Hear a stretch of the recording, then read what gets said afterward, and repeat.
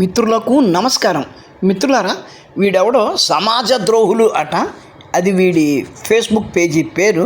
ఓ 3 రోజుల క్రితం వీడు ఓ పోస్ట్ పెట్టాడు. ఒకసారి చూడండి.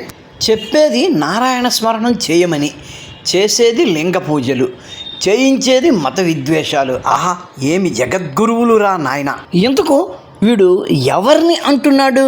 శృంగేరి శారదాపీఠం శంకరాచార్యులు వారు జగద్గురు శ్రీ భారతీ తీర్థ మహాస్వామి వారి గురించి ఇలా మాట్లాడుతున్నాడు. వీడు ఇలా మాట్లాడుతున్నాడు కదా, అసలు శ్రీ స్వామివారు ఏమన్నారు అది కూడా ఒకసారి చూద్దాం. లోపలికి వెళ్ళే ముందు చిన్న రిక్వెస్ట్, వీడియో నచ్చితే లైక్ చేయండి, నచ్చినా నచ్చకపోయినా మీ కామెంట్ పెట్టండి, నచ్చితే మీ మిత్రులందరికీ షేర్ చేయండి. మన ఛానల్ని ఇంకా సబ్స్క్రైబ్ చేసి ఉండకపోతే వెంటనే సబ్స్క్రైబ్ చేయండి. ఓకేనా? లోపలికి వెళ్దాం. ఆ చివరి కాలంలో ప్రాణం పోయే సమయంలో మనం భగవంతుణ్ణి స్మరిస్తూ భగవన్నామం చెప్తూనే ప్రాణం విడిచాము అని అంటే మనకు ఆ భగవంతుడి యొక్క సాయుధ్యం లభిస్తుంది.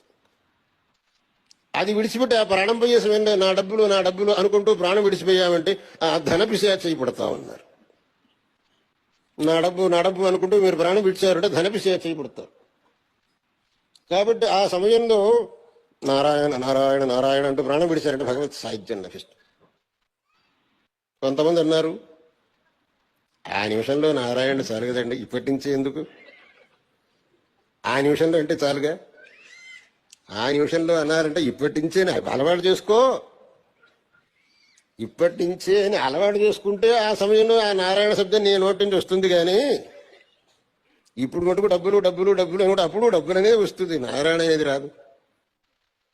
అందువల్ల ఇప్పటి నుంచే నువ్వు ఆ భగవన్నామాన్ని సదా చెప్తూ ఉండాలి అనేదాన్ని అలవాటు చేసుకో. ఎందుకంటే అది భగవంతుడే చెప్పాడు, అంతకాలీచ మామేవ స్మరన్ముక్త్వా కళేబరం యః ప్రయాతి సమద్భావం యాతి నాస్త్యత్ర సంశయ. అంతకాలంలో ఎవడైతే నా యొక్క నామస్మరణం చేస్తూ వెళ్ళిపోతాడో వాడికి భగవత్ సాయుధ్యం లభిస్తుంది, అక్కడ సందేహం లేదు అని. అందుకోసమని చెప్పేసి నా అంతకాలంలో భగవత్ స్మరణ రావాలి అని అంటే ఇప్పటి నుంచే ఆ భగవత్ స్మరణ అనేది సదా మనకు ఉండాలి. దాన్నే భీష్మ పితామహుడు అన్నిటికంటే ఉత్తమమైన ధర్మం అని ధర్మరాజుకు సెలవిచ్చాడు. అది మన అందరికీ భీష్మ పితామహులు చేసిన ఉపదేశంగా భావించి దాన్ని మనం అందరం సదా ఆచరణలో పెట్టుకొని మన జీవితాన్ని సార్థకం చేసి. స్వామివారు ఏమన్నారు? అంత్యకాలంలో భగవన్నామ స్మరణ ఎవరైతే చేస్తారో వాళ్ళకి భగవత్ సాయుధ్యం లభిస్తుంది అన్నారు. అందులో తప్పు లేదు. అంత్యకాలంలో అప్పటికప్పుడు భగవన్నామం స్మరించాలి అంటే ఆ విషయం కూడా నీకు స్ఫురణకు రాకపోవచ్చు. అనుక్షణము నీ మనస్సు దేనినందైతే విహరిస్తుందో అదే నీ స్ఫురణకు వస్తుంది. నీవు డబ్బు అనుకుంటే అంత్యకాలంలో డబ్బు అంటావు, ధనపిశాచిగా పుడతావు. అదే అనుక్షణము హరి హరి అని హరినామం స్మరిస్తూ ఉంటే అంత్యకాలంలో కూడా దానికదే హరినామం నీ నోట్లోంచి వస్తుంది అన్నారు. అందులో తప్పేముందండి? సారీ, హరి అనలేదు, నారాయణ నారాయణ అంటే నారాయణ అన్న పదమే నీ నోట్లోంచి వస్తుంది అన్నారు. హరి అన్న నారాయణ అన్న ఒక్కటే కాబట్టి నేను హరినామము అన్నాను, మన్నించండి. వీడికి అందులో తప్పేం కనిపించింది? ఓహో, శ్రీ మహాస్వాములు వారు భుజాల మీద చేతుల మీద విభూతి రేఖలు రాసుకున్నారు, నోట్లోంచి హరినామం గురించి మాట్లాడుతున్నారు. నువ్వు హరినామము వల్లించకుండా ఉంటే అంత్యకాలంలో హరినామం ఎట్లా వస్తుంది, డబ్బు అనే వస్తుంది కదా అని అన్నారు కదా. అందుకొచ్చి అదుగో నువ్వు శైవుడివై ఉండి వైష్ణవులని హేళన చేస్తున్నావు అన్నట్టుగా మాట్లాడుతున్నాడు. ఇక్కడ ఉన్న ప్రాబ్లం ఏంటి అంటే ఈ గాడిదలకు వాళ్ళ నల్లట్ట పుస్తకంలో ఏముందో వాళ్ళకే తెలియదు. వాళ్ళు వచ్చి మన సంస్కృతి గురించి మాట్లాడతారు. మహాస్వామి వారు శైవుడై ఉండి శ్రీమన్నారాయణ నామం జపిస్తే సద్గతులు కలుగుతాయి అని చెప్పారంటే ఆయనలో ఎంత మత సహనం ఉంది. అటువంటి మహోన్నతమైన మహాస్వాములు వారి దగ్గరికి వచ్చి ఆయన మత విద్వేషాలు రెచ్చగొడుతున్నాడని ఈ గాడిద కొడుకు మాట్లాడుతున్నాడంటే వాడిని ఏమనాలి? గట్టిగా మాట్లాడితే స్వామివారు ఏమన్నారు, అందులో తప్పు ఉందా లేదా అన్న విషయం వాళ్ళకి తెలిసే ఉండొచ్చు. తెలిసినా సరే అక్కడ ఏమీ లేకపోయినా సరే స్వామివారి మీద బురద చల్లే ఉద్దేశంతో ఆయన అట్లా మత విద్వేషాలు రేపుతున్నారు అని అర్థం వచ్చేలా వీళ్ళు పోస్ట్ చేసినా చేయగలరు. వీళ్ళు సిగ్గు, శరము, మానము, మర్యాద వంటివి ఏమీ లేని వాళ్ళు ఏమాత్రం అవకాశం దొరికినా సరే హైందవ వ్యవస్థల మీద, హైందవ స్వామీజీల మీద, హైందవ ధర్మం మీద బూడిద చల్లడానికి, బురద పూయడానికి ప్రయత్నిస్తూనే ఉంటారు. మాట వరుసకి సావర్కర్ గారి విషయమే తీసుకుందాం. వీళ్ళు 24 గంటలు ఆయన ఒక దేశద్రోహి అన్నట్లుగా చిత్రీకరిస్తూ ఉంటారు. బ్రిటిష్ వాళ్ళు సావర్కర్ గారికి 50 ఏళ్ళు జైలు శిక్ష వేశారు. అందులో 14 ఏళ్ళు లివింగ్ హెల్ అనే పేరున్న అండమాన్ సెల్యులార్ జైల్లో బంధించారు. ఇప్పటి చాలామంది పిల్లలకు గానుగా అంటే ఏంటో తెలీదు. నూనె పిండే మిషన్ను మధ్యలో పెట్టి దానికి ఒక కర్ర కట్టి ఆ రెండవ చివర ఎద్దును కడతారు.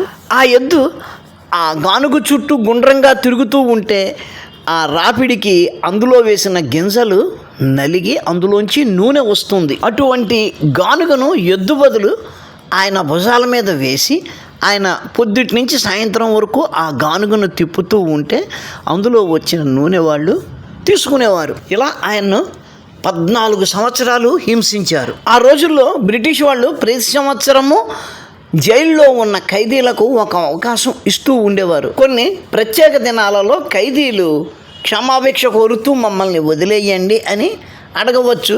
అట్లా వచ్చిన అప్లికేషన్స్లో కొంతమందిని పరిశీలించి వదిలివేసేవారు. అటువంటి అర్జీలను సావర్కర్ గారు 12 సార్లు పెట్టుకున్నారు. అటువంటి నీచుడు అంటారు. ఆయన 12 సార్లు పెట్టుకున్న ఆయన వదలలేదు. మిగిలిన వాళ్ళను 1 సారి 2 సార్లు పెట్టుకుంటేనే వదిలేశారు. ఈయన 12 సార్లు అర్జీ పెట్టుకున్నా వదలలేదు అంటేనే అర్థమవుతుంది బ్రిటిష్ వాళ్లకు ఆయనంటే ఎంత కోపము అన్నది. నెహ్రూ గారి తరఫున వారి తండ్రి గారు ఒక అర్జీ పెట్టుకుంటే ఆయనను వదిలేశారు. అంటే ఒక్క ఆర్జీతో వదిలేశారు కాబట్టి నెహ్రూ గారు దేశభక్తుడు. 12 ఆర్జీలు పెట్టుకుంటే కానీ విడుదల కాలేనటువంటి సావర్కర్ గారు దేశద్రోహి. అది మన చెంచాగాళ్ళ నెరేషన్.